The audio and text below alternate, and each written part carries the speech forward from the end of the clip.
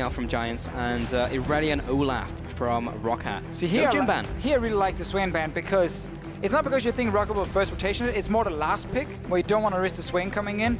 And this is the one we talked about before, not this one, but the Jhin. Because ROCCAT might be sitting up being like, oh, do you want an Italy pick? Do you want a Karma pick?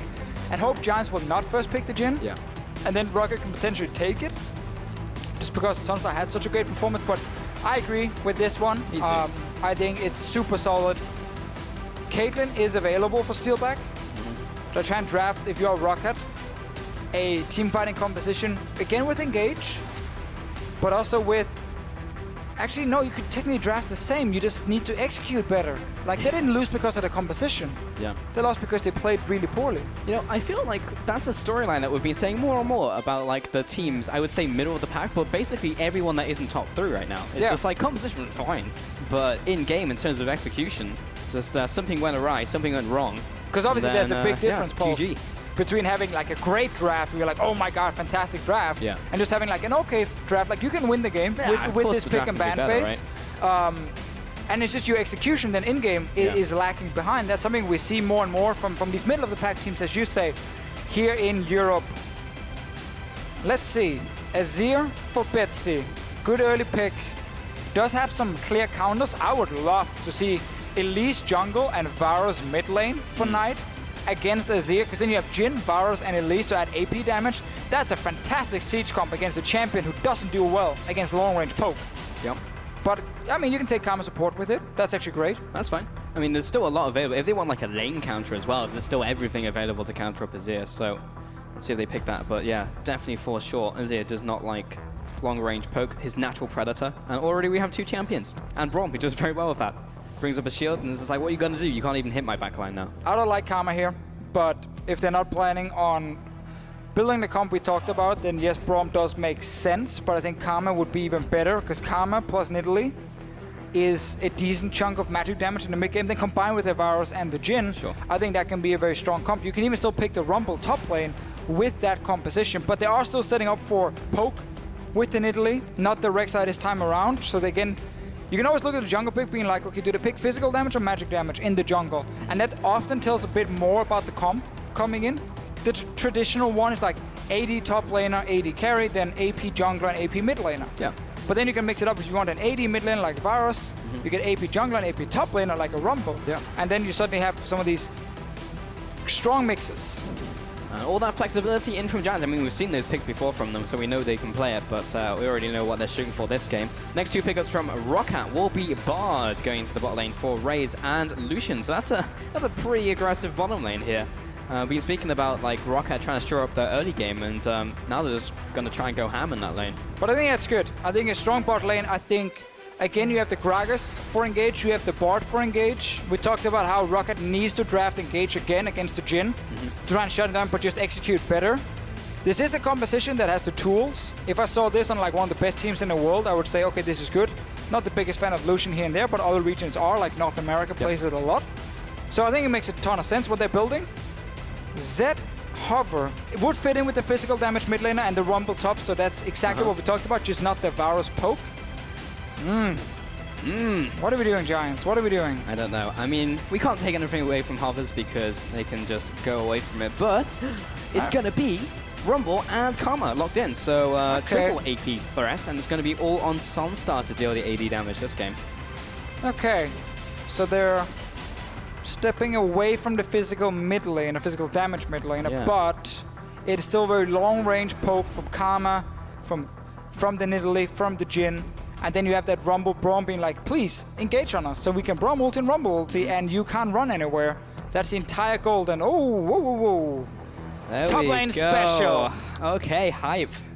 Bring it out. And you can see a small smile on some of the faces of ROCCAT there, bringing out the special weapon, the secret weapon. Well, it's not really secret anymore, to be honest, but yeah, it's going to be Jayce in the top lane pariahing. He's played it once before. And he lost. Yeah, it wasn't the most fantastic of performances, but he was known for this pick before coming to EU LCS. And he played it in the tank meta, where it's like, okay, you pick Jayce. If you don't snowball the Jayce, he's useless compared to like the tank.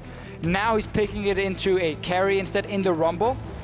I can definitely see Jayce being able to play aggressive in all-ins in a lane like this. But obviously, Jayce always had that thing where he builds tier, sets him down a little bit. You have a jungler who can gank, but the Gragas needs to make sure he doesn't fall behind in Italy, like, at all. I'm very excited to see this top lane 2v2 because it's not something we traditionally see very often. Like these kind of 2v2s where it's a Rumble Nidalee versus a Gragas Jayce. I know. Like that's our top lane 2v2 right now. We might just see, honestly, Giants might just lane swap and be like, actually they should, because they have a weaker 2v2 bot lane. Yep.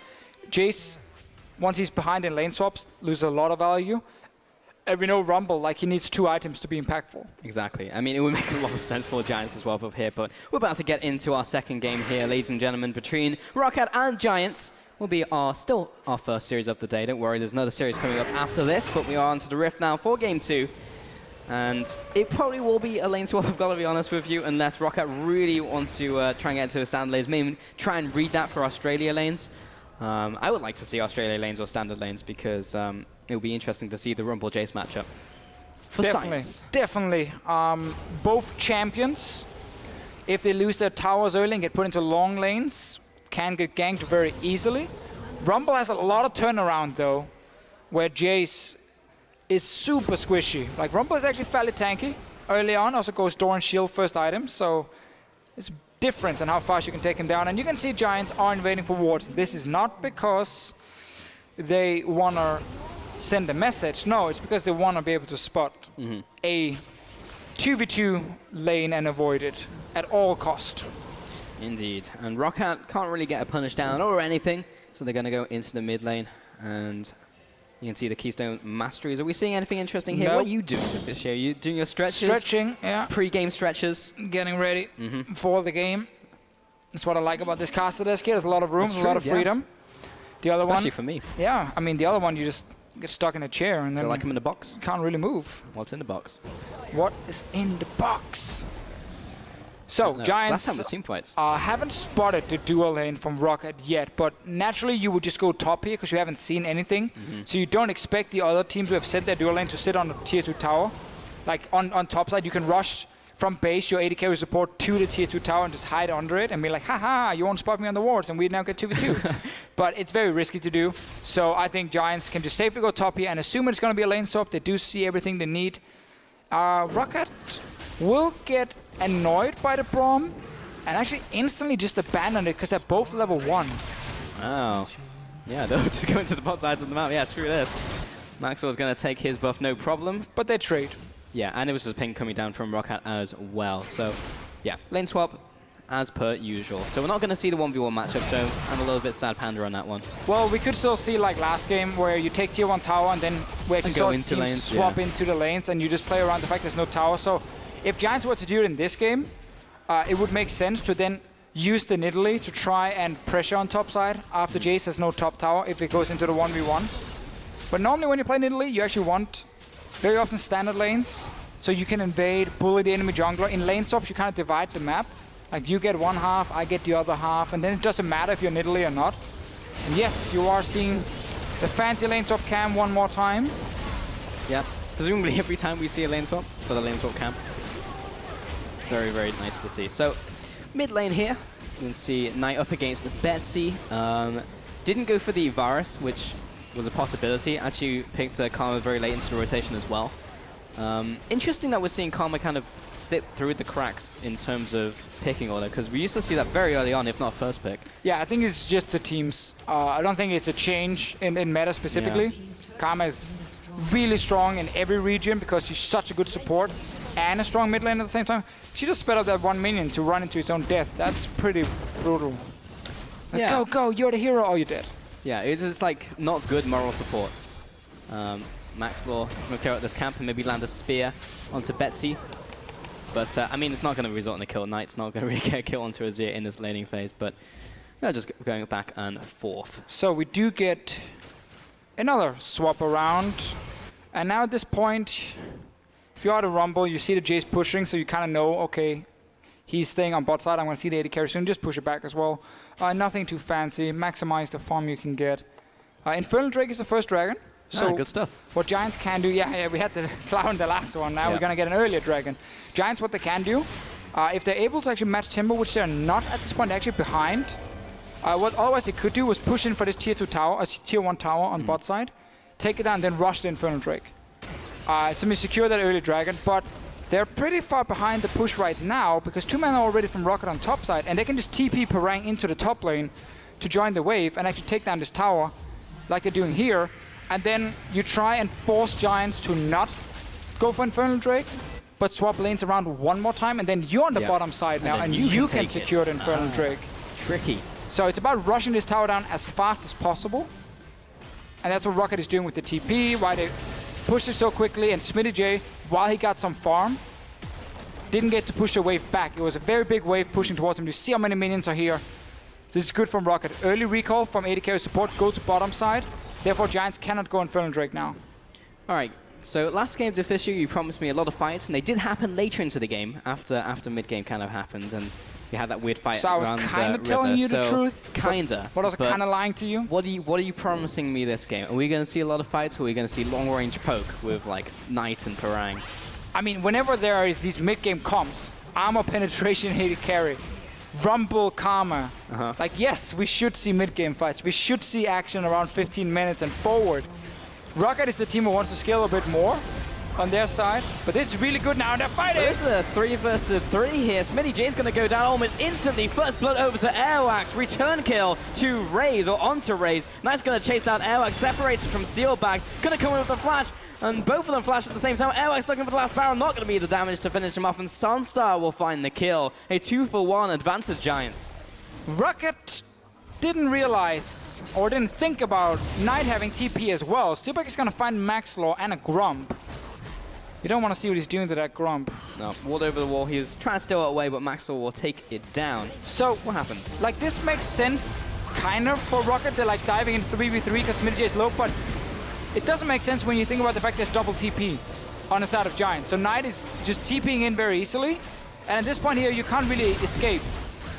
Knight does have to flash, but Airwaks goes down, and you can see in your minimap, Azir is here now. And also, Parang didn't have teleport.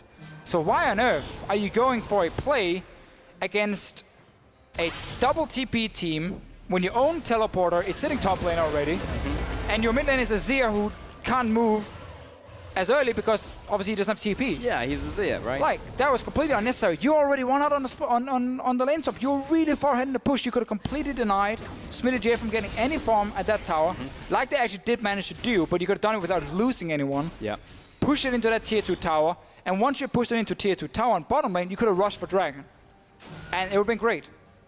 Pretty much. Kudos. I mean, that's what they were setting up for, but they just pulled the trigger in the bottom lane, and Mike got the easiest TP of the century. He just saw the fight happening and was like, well, okay.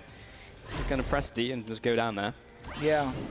There we go. So 2-1. Giants have the early game advantage, ever so slightly. Betsy takes some damage in the mid lane and returns some onto Knight. So he's going back and forth here. And now ROCCAT. They're still able to do it. This exact play we talk about. Push out bot lane, take the Drake. Actually, they're not able to do that because Maxlore's here. Maxlore's already here. Hustlin is here. Man, everything has gone wrong for ROCCAT. That the game plan. It was in front of them. They had this piece of paper, and it was literally just, it was right there. Like, okay, step 1, do this. Step 1, do this. Step 1, don't do the same step 1 twice. Yeah. Step 1, you know. Step 1. Yeah, rush this top tower. Okay, good. Step 2, go to the bottom lane, push it out. Step 3, take Infernal Drake. Step 4, question mark. Step 5, profit. Yeah. That's the plan. Instead, it was step 1, take this top tower. Step 2, go randomly die in the bot lane against TP. Step question mark. Step 4, profit Giants. We got wrecked. I guess. Yeah, very odd. Parang now, I mean, he's equal with SmittyJ in farm, so hopefully he can get to the mid game and be useful. That was the problem. We never really saw the Jayce from Parang do anything last time. As you said, it was tank meta last time in the top lane. And it was lane swapped on and again. And it was lane swapped again. So yeah, Parang didn't have the best game, but there you go. Donation to Knight as well for the blue buff. And yeah, but I this just to see me, Parang do well. That's what I want to see. Plus, I feel like this is when you and I have been playing Dynamic Q together. Yeah. And you're tilting, and you go for comfort picks. Because you're like, I need just something similar. Like your Alawi pick. And it always goes wrong. You feed and feed and feed. And that's a little bit like what happened with Parang last time he played the Jayce, and it was a comfort pick. This is kind of the same, I feel, where everything has gone wrong for ROCCAT just overall the last 2 weeks. And it's kind of where you go like, okay, what do you want to play, guys? Yeah. Like, what do you feel what like makes you happy? Yeah, what makes you happy? What can you have an impact on? And he goes like, give me the Jayce. Yeah. You know, my old trustworthy pick. Not so trustworthy, to be honest. But let's see what happens mid. Betsy, there's no flash on Knight, remember. He could go for him, and he does. Here's the play. Knock Knight into the tower, but Raze will not get the lockdown. Steelback closes in, and the 2 tower shots will help him pick it up. And Raze, he's getting everything in this game. He got the red buff, he got the kill in mid lane. I like that play, though. No flash from Knight. Good setup from ROCCAT. 1 kill here makes up for what happened in the bottom lane. Pushing on mid tower as well. No engage on the side of Giants, like last game. Yeah. They have the combo you need to run at them. So if you're sieging on them, Giants can't do a whole lot. Yeah, ROCCAT is just going to come in here and chunk down the tower. SONSTAR's going to load up a couple shells and force ROCCAT away, carrying out the minions. Misses a lot of those shots, but they were warning shots. They were just, they were zoning ROCCAT away.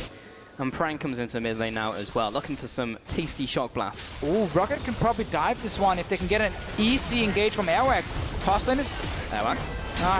He's just trying to zone them off. He's like, hey, I could go for you right now. Betsy took a lot of damage as well at the same time, so wise enough from ROCCAT to just step away from this one. But let's see the play again. This is just Knight with no flash. And obviously, a lot of members missing. Great combo from Betsy. Beautiful play. And the stuff you need when you need to win the early game. You know, when your team tends to fall behind. This Infernal Drake is still alive. It is. 10 minutes in, though. Significantly faster than last game. It was like, what, 22 minutes before we saw the dragon go down last game. Raze is going to do a drive-by, but Hustlin is going to bring up the shield. So, not going to get the dragon today. Raze already managed to pick up 2 things in this game. Won't get the third. And Infernal Dragon over to Giants. Let's take a look at what the next one's going to be. It's going to be Overcast. It's going to be Cloud. There you go. So we had Sunny Skies, but the Clouds have come in now, so unlucky. Betsy, he's going to keep on farming. Haven't had much interaction between 2 mid lanes apart from that 1 kill out from Betsy. Good setup for him. And Knight is going for a build we see more and more over in Korea, the Athenes.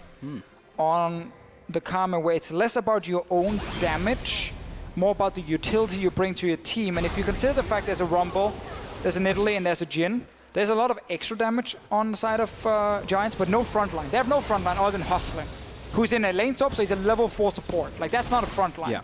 So Knight is building for utility instead, and being able to help his team way more than actually being just a pure damage threat himself. And I see some mid laners who really like that build, and I see some mid laners who hate it, because they want to be able to deal the maximum DPS themselves. But I can see the logic in this. Betsy going in again. He was trying for it, and this time Knight will flash away preemptively. Betsy gets locked down. Great equalizer. Rocco will have to walk all the way through that one. Maxlore looking for a spear. Lands onto Airwaks. Knight trying to get the lockdown onto Raze. Will find it. Follows up with the Soul Flare. Another spear. That's long-range damage. No one will go down for ROCCAT, but they are dropping low. And we're having quite some ARAM in this game here. Both teams just sending everyone to the mid lane. And it's a classic one where the poke is landing. It hurts in the early game. Further you get into it, though, the tanks reign supreme. Sadly, in this game, there's like Airwaks as the tank, and that's about it. But both teams just firing away on each other on the towers. No one is actually playing side lanes in this game here, right now. But Perang can do it on the Jayce. Like, you can be a strong 1v1. Rumble really wants to team fight. Like, he's not a strong 1v1 champion after we get to the mid to late game. He really doesn't beat many people 1v1. So this is more just like, okay, is there anything on the map we can actually gain, or is there a way maybe we can make things a little bit easier? Well, you can take Rift Tail, but it's onto Maxlore, so it really has no impact. No, it's only if Maxlore happens to be in the opposing jungle against Airwaks and just gets a little bit of extra damage. But here's the setup. It's TPing away. Oh, so as Perang, he gets locked down, and then he will get taken out by SONSTAR. No sours today. Never listen to the casters. When they say, yeah, you know, Jayce actually should go side lane here, he can put up some pressure, and then he goes side lane and instantly dies. I don't think actually he knew they were that close. Set up on tonight, though. E-flash out from Airwaks, in with the ultimate, in with Betsy. An easy kill. Betsy's going to wander back into the tower, goes very low himself, but nice kill onto Knight. Top tower will be traded for it, though. Second time where ROCCAT are aware of the fact that Knight has no flash.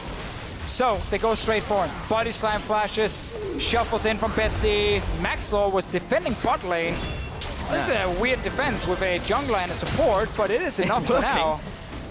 Let's keep in mind Parang is on top side and Betsy as well, so the big boys weren't here from ROCCAT. They were not. Airwaks has the Razor Sharp popped, and he'll turn into a penguin and back away with Raze and Steelback. So he's good for now. 15 minutes into this game, 3-3. ROC have a slight advantage in terms of gold, but of course that the dragon is really big from Giants. And you wanted some action, Pulse. You've been getting it. I did. A lot of poke between the teams. A lot of skirmishes rather than like full-on fights. Yeah, exactly. Yeah. Like it's technically only ROCCAT who can start the fight with like body slam from Airwaks or the ulti from Raze. Where Giants again, Giants just want poke, sustain as much as possible. Siege on these turrets. Nice jumping from Maxlore. He's been on fire today. I say that as he's 0-0-1 on Italy. On fire. It was a lane swap. But to be fair, he had some really nice setups that last game. Last game he had great game setups. to SONSTAR, but really a lot of it was set up by Maxlore. Every sniper needs a good spotter, and he was landing all of those prey seekers throughout the game. So Maxlore's been doing well, and also almost murdering Steelback in his own jungle was pretty good as well. It just hasn't resulted in kills or anything flashy. All about the KDA man. But he's got that catalyst ready to go. Oh, we're just kind of backing off before we get more skirmishes. Yeah, exactly. We're kind of just waiting for both teams to group again. As we talked about, yes, Parang can split push on this Jayce, but TPing in with Jayce is awkward. It's like you don't really want to TP flank on Jayce. So he's not like a split pusher who pushes up and then, you know, TP's in or roams in and like flanks on the team, and that's how you start a fight. And yeah, that's exactly. what I can do. He actually wants to sit with their Azir and like be that siege threat. So both teams are kind of just opting into 5-on-5ing, and all you do in side lanes is you push it out and then you move. Then you move towards the mid lane again because you're ready for another fight. It's gonna be Baron later, it's gonna be Dragon now. But once again, we need just one pick off from one of the teams and it will explode. It will explode. All right, I'm keeping that promise in mind. Look at the build from Betsy. Obviously, there's so much magic damage on the side of Giants that he's going for Abyssal First item, which is actually not that great of a DPS item anymore after the changes to it. So it's a great defensive item now. But also attack speed boots on Azir. And the reason he goes attack speed boots is he's first of all expecting a game where he gets to late game, because late game attack speed is better for Azir than flat magic penetration, funny enough. Yeah. I believe actually the exact number is around like 80 MR. Then attack speed starts pulling ahead for him. The attack speed boots as more value than the magic penetration ones. But it does mean he's early to mid game is not as strong, but it's a small difference. Interesting. In a game like this, well, you already see a ton of MR on Knight, so that actually makes attack speed better already for Betsy there. Often we see like Abyssal coming in on a Rumble as well if you need to protect yourself, but against ROCCAT's composition, you actually want more armor against the Jayce, against the Lucian, but never disrespect the Azir damage, so obviously you need some sort of MR. Yeah, of course. Later the game goes, I mean, this is going to hit like a truck regardless, pretty much. Maxlore is going to find Raze, and he knows his award somewhere, but he can't actually get into that bush because Raze and Airwaks are zoning him away. And despite it being clouds, it looks like ROCCAT are going to try and get control of the area. Nope, everyone's going to back off and see if they can get something done against Knight. But yeah, if you are ROCCAT, you wait for flash from Airwaks. And you wait for Giants to step into this river, and then you can bot ulti them, or you can body slam flash on them. Here's the bot ulti. Lands onto Maxlore. Hustlin's going to come in, bring up the Unbreakable, and blocks out the Cosmic Binding. That was too early on that bot ulti. You're only hitting Maxlore. That's part one of your engage, really. Now it's up to Airwaks to start these fights, and you see Poke landing always. He's going in! The flash engage from Hustlin of all people. Airwaks is under fire now. He's going to turn around. Actually, not taking a lot of damage at all. Great Cosmic Binding from Raze onto Hustlin and Maxlore. They're dropping low, but SONSTAR has joined the fight. Airwaks is trying to get into the backside. That's the ultimate onto 3, and that's 2 fast kills to ROCCAT. Oh, the engage from Hustlin. It's so hard on a Braum. You saw ROCCAT was like, okay, let's just run away from this one because he only managed to hit a few members. The Giants end up losing it. Parang is going for SONSTAR. Parang's going to jump after SONSTAR. It's still SONSTAR's Aran, going to by the flash way. away. It's still Aran. No backing to base. Oh, the dancing grenade jumps onto Airwaks. I thought I was going to jump onto Raze and just kill him. But yeah, interesting things happening in mid lane. Yeah, Giants really overcommitted for that fight, and then suddenly they found themselves overextended. SONSTAR, if he could see the bot recall, he could have killed him, but So let's see what happens here. Hustlin sees a perfect opening for him, but he only managed to hit 2 guys, and now there's no follow-up from Giants because Rumble ulti is down, but everyone is flashed out of it, and they're missing all the damage. Skill shots are missing left and right. That's a spear missing as well. That's a W missing from SONSTAR, and then Giants end up overcommitting, and a great turnaround from ROCCAT and 2 kills for them. Now, so many people dropped low from ROCCAT though. They were very close to dying as well, but it was just those missed skill shots, like everything missed from Giants. So they may have been able to return the kills, but not in this one. So slight advantage there for ROCCAT, but yeah, Giants just, regardless of what happened, were just pushing up a little bit too far without really properly utilizing all their tools there. So taking a look at this build from Parang as well, building up also. Oh, I'm going to hold that for a second. Nice sidestep on the Tempered Fate. Steelback is still following after, and Airwaks is coming in from behind. So this will be pretty difficult for Knight to get away from. Not going to happen. And Steelback, easy donated kill to ROCCAT there. Oh, it's probably the easiest kill ever for... ever in the history of League of Legends. I mean, couldn't have asked for more if you were Steelback. Yep. Like, might find Maxlore does manage to jump away, and ROCCAT is the team constantly playing aggressive in this one. I feel like Giants is kind of panicked in the mid lane before. They're like, we need mid lane control so we can start putting pressure on this mid tower and then set up for this dragon so we can have them run at us and like engage into our Braum ulti, into our Rumble ulti. And then you just went all in for the engage and didn't realize that your follow-up is very easy to flash away from.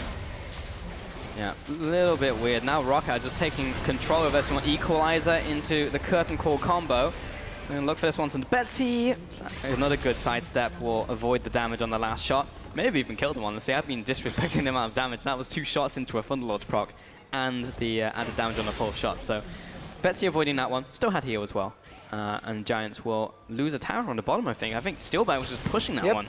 Yeah, so I mean, you had a lot right now. You had to kill a Knight, so you had a free lane to push in. Just a silly death, honestly, before, and a free tower on the side of ROCCAT. And we have another one of these games in the EU LCS where game 1 is fairly one-sided, and all we want to see is that team just take a 2-0 and show, hey, we improved. You know, we got better, we're consistently better than this team we're playing, so we play a second game where, again, we're in control, we close the game, we take the 2-0, and we go like, wow, okay, one of these teams are now slowly but surely getting better than teams around them in the standings. But we have another one of these games where then the second game, it's like completely reset. No one is in a clear advantage. No one is better than the other team. And ROCCAT right now, 2,000 gold lead, have Azir scaling into late game, have the Gragas in the late game as well. I don't think this late game is decided on compositions at all. But ROCCAT has been playing better in this game, and Giants have not been able to execute like they did in game 1. And we have the same issues, where it's like, was it a one-off, or is this team actually better? That's the question that we need to answer, really. Yeah, ROCCAT are playing better, but Giants are playing worse. Smitty, he's itemizing, he's getting up there. I mean, everything is fine in terms of item builds.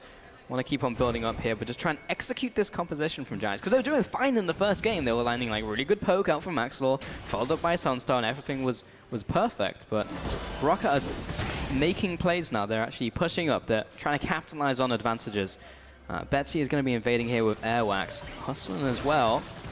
Be a little bit careful. 2 of them are caught out. Here comes a TP as well. Body slam onto SmittyJ. He'll flash away, but he's going to be knocked into the team. Opening up with the curtain call once again. Hustlin trying to block some shots. Knight coming in from the side. And the final shot goes wide. Bit of damage out there from Knight. Maxwell's coming in from around the side. Looking for the spear. Doesn't quite land onto Betsy. Looking for the takedown. Hustlin's going to follow up. Knight's coming in there as well. SONSTAR just trying to get involved in this fight. But Airwaks is going to zone him away. In comes the cutting from Steelback. Now it's a 2-for-1 trade so far from ROCCAT. Again, here for Giants, they're so close. But then it's just missed skill shots left and right. And instead of you getting a 2-for-2 where you take down Betsy, well, he ends up walking away and even killing your jungler on the way out. So this game right here is just mechanical misplays. And ROCCAT are able to get some decent flanks and actually pick up some kills. But it's going to be one of these games where both teams will end up fighting around Baron. And that's going to decide everything.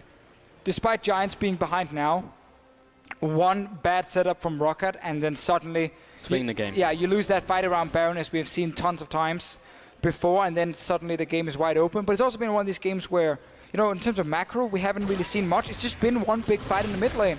So, setup from ROCCAT. I actually like this engage a lot from Airwaks.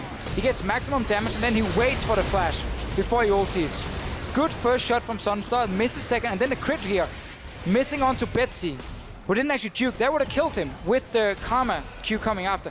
Then, the snare stopped Maxlore's Q from hitting, so he doesn't kill Betsy, and therefore he goes down himself. And then ROCCAT ends up winning the fight. Yep. The irony in that SONSTAR, the one shot that he does land is the one that means that they don't pick up the kill onto Betsy.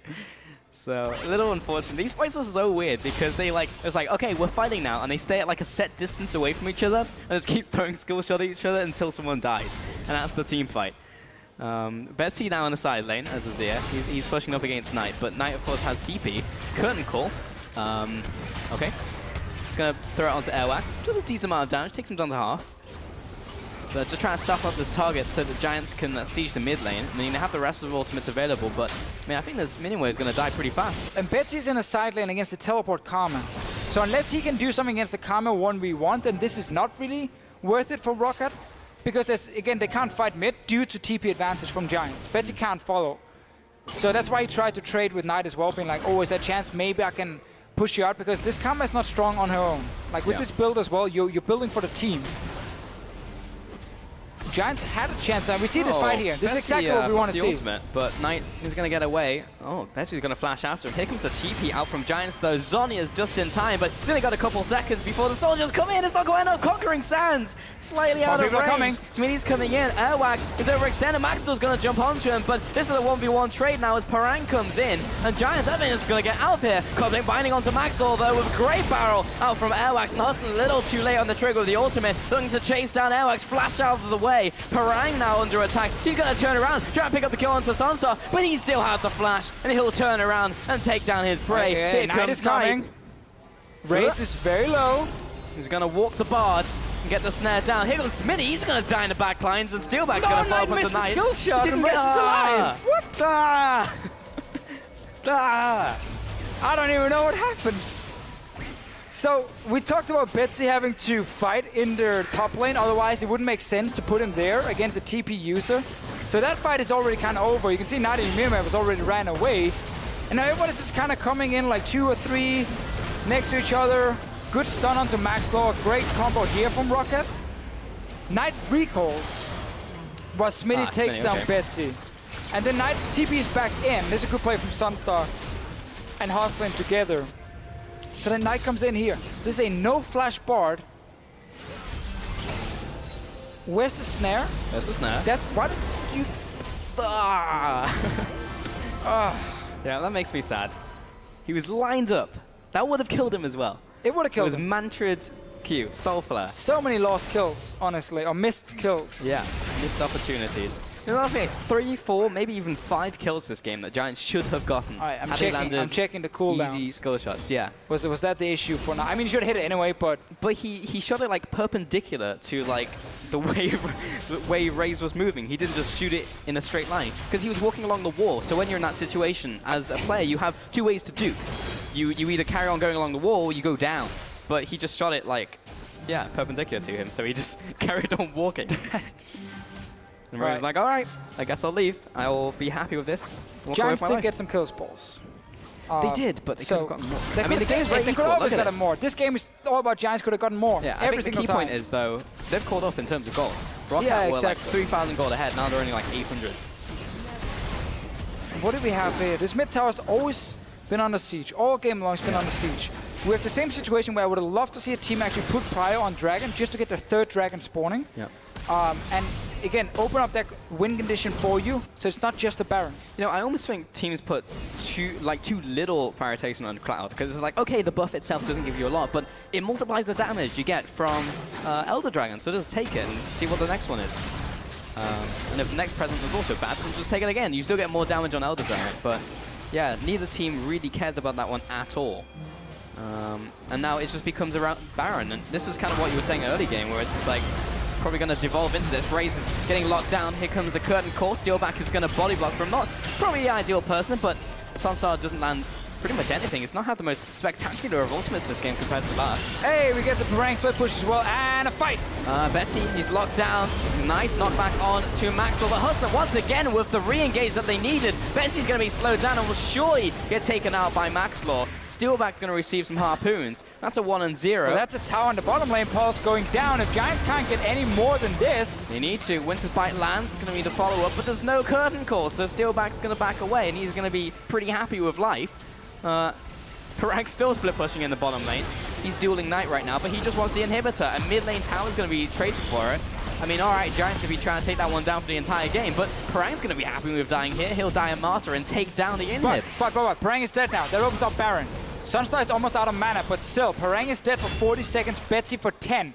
Giants should just rush the Baron instantly. Ulti will be ready soon for SmittyJ if there is a potential fight. They need to put a ward behind the Baron pit though. It's going to be slow though. So they can see everything that happens. They have one ward placed here on the pink, so they can see Airwaks. He has a Banshee. It's hard to stop him. He's going to try and steal it. Will he be the hero? Raze doesn't have ultimate. 3 people are here now. 2,000 health remaining. Smite's going to come up very shortly. Airwaks over the wall. It's going to be SONSTAR to pick up the Baron. Airwaks will be deleted as he jumps in for the steal.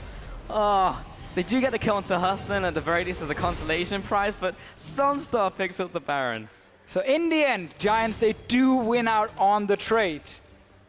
But there's a lot of risk involved. A lot of risk involved here. Having to take that Baron in a smite duel. Airwaks jumped over the wall but couldn't get it. Lost in the bot lane still. But you can play around the bot lane now because Baron is gone and your 2 towers you're aiming for, the 2 tier 2 towers in mid and bot lane. So actually that wave doesn't really matter because you're just going to push it out anyway with the super minion, and then you can always take a dragon on the way, or at least secure the 2 towers and take a dragon, and that's kind of your Baron buff over now. You have a siege composition, long range poke, you want ROCCAT to engage on you. So things are looking good now for Giants after a very, very poor start to the game with a lot of missed opportunities. Yeah. Some team fights that didn't go their way. Now push up the bot lane with your Rumble, push mid. Karma does have TP, so she's just setting up the top wave, and that's it. And then she should move down, and that's what you see Knight doing here. That was also the dumbest way that the Baron could have gone down. Maxlore smites early, 150 health remaining. SONSTAR then hits it for his 4th shot for 800 damage, and Airwaks didn't even smite at all. Because he was just like, it's not even in range. So yeah, that was very interesting. Well, sometimes if the crit is guaranteed to be higher than the smite, you do the Callista thing, you actually do the smite into the crit instead, and you just say, okay, we can do about 1,500 damage. So at 1,500, both of them just go like, go, and you just smite and you auto with the Jhin, and then you actually guarantee getting the Baron, or most of the time you would. Increase the chance. Either way, Giants got it, and they'll get bottom tower from it, and now they're sieging in. So what you said mid-game, Deficio, was pretty accurate. This game could literally swing on a lost fight or a Baron going over to the opposite team, and while ROCCAT were being aggressive, playing better, Giants, they get a good fight around Baron, they take the Baron, and now it's all swung around, pushing down the mid lane. There's a zoning ultimate. Oh, it will just kill Betsy as well, who stepped way too far forwards. Betsy goes down for 50 seconds. 4 people defending this tower. Airwaks is down to half. SmittyJ is going to proto-bow after him. He'll have to go back to base. And this will be middle inhibitor dropping. It will be middle inhibitor itself dropping. And Giants, everything is coming up Millhouse. Yeah, Giants decided getting 2 towers and a Cloud Drake was not enough for their Baron buff. Great engage onto Betsy, who got caught out again by a long-range snare. And suddenly, you got open mid inhib. You still have the Baron buff for a little longer.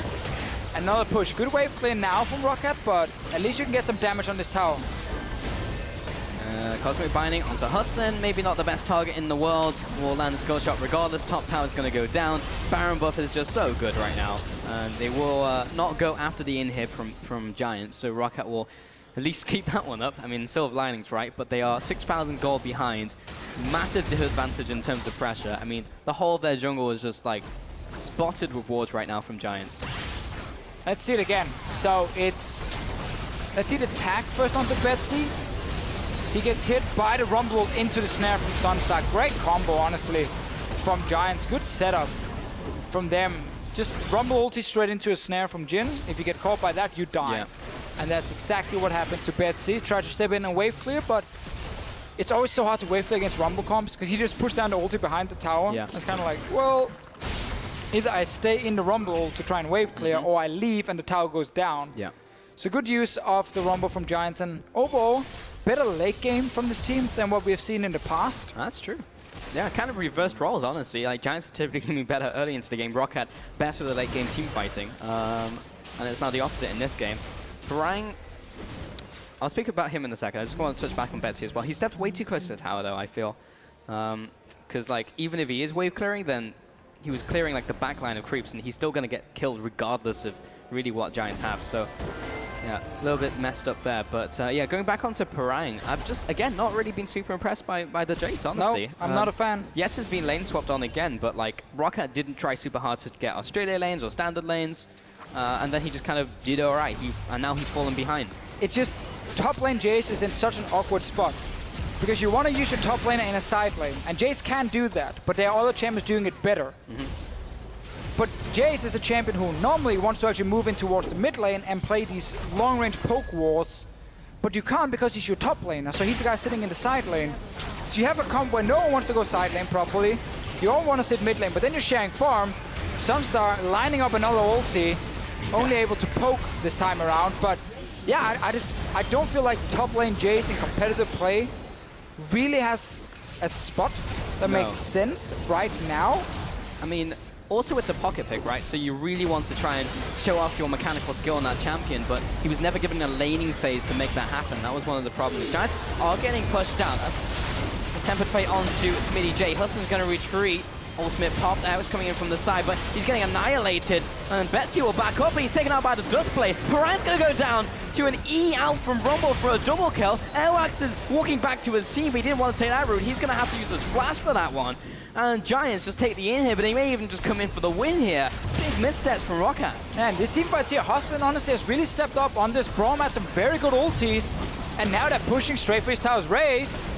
He's going to go back to the fountain. Steelback, he's dancing back and forth, and Airwaks was coming for a Hail Mary, but honestly, Giants have still so much left in their arsenal. They'll walk up to the pad and just try and pick up some more kills. Hustlin backs away. Smitty may be separated from the pack. He'll go down, but Hustlin on SONSTAR are onto the Nexus. Raze and Steelback are going to try and defend, but with the Unbreakable coming up, not going to happen. Giants 2-0 on the first day here. Hey, Pulse, we said we wanted to see a 2-0. We want to see a team who dominates game 1, and then going to second game, they can do the same and they show that they are the better team on the day. That's what we wanted to see. And while it wasn't pretty in the start of the game from Giants, once we hit late game, they actually played really well. Some high-level team fights coming in from them, great coordination between like Jhin and some of these long-range abilities they had. Hustlin played great in the team fights on Braum. So if we just take the last 15 minutes of this game and game 1, then Giants look very solid today. If you look at the early game of this game, there were some big issues. Yeah. If you just combine the two games and take the best parts of both, then you have a really good game and a really good team. But yeah, problems, but also a lot going well for Giants. And I really wanted to see ROCCAT take away the Jhin, because this is another good game for SONSTAR. I mean, yes, again, he was set up from the team, but you can't deny he's performing way better on this champion than anything else we've seen. Yeah. It just fits him. The playstyle just clearly works for him.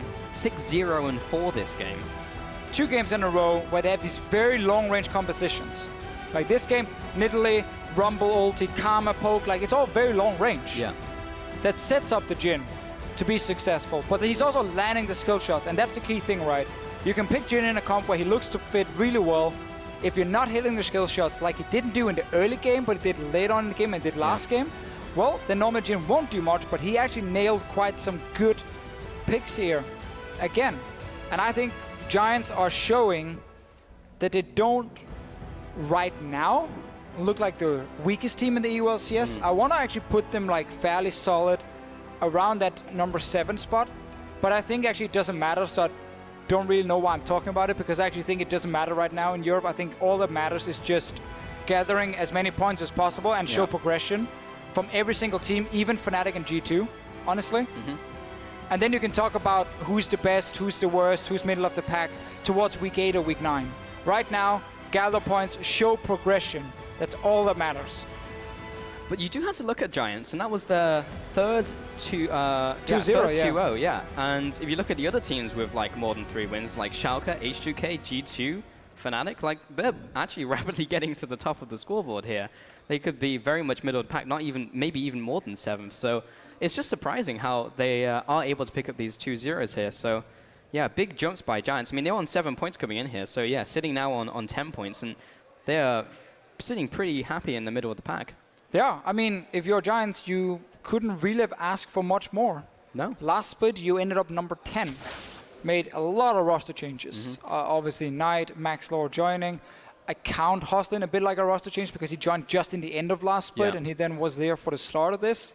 SmittyJ obviously coming in as well. So changes happened for Giants.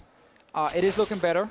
Again, we see the mechanical play most of the time is pretty solid. Yeah. I still want to see more when it comes to just overall macro and actually like shot calling. But that's the second step for you. Like right now, all you care about is getting the basics, and just whenever you face teams who are close to you in the standings, you deliver. Like it doesn't matter if you go 0-2 versus Fnatic, 0-2 versus G2, 0-2 versus H2K, it doesn't matter. So when you play ROCCAT, when you play Unicorns, when you play Origin, these are the teams you want to beat. Get the wins in. Yeah, and it's less and less becoming also the top lane holy trinity. Holy Trinity, yeah. Because now SONSTAR is looking good as well. Hustlin had some really good engages. And it was like twice we splashed in with Braum, and she got some really good fights off. We're going to take a look at some of the highlights from the last game as well. I'm going to take a look specifically at the first blood, but this one was an odd one. It was just like, this is just really poor calling from ROCCAT against a TP mid laner with their own TP down sitting in top lane. You should never go for this play. They were ahead in the lane swap, they were winning, and then they tried to go for jackpot where they didn't have to, and get punished for it. Put them behind.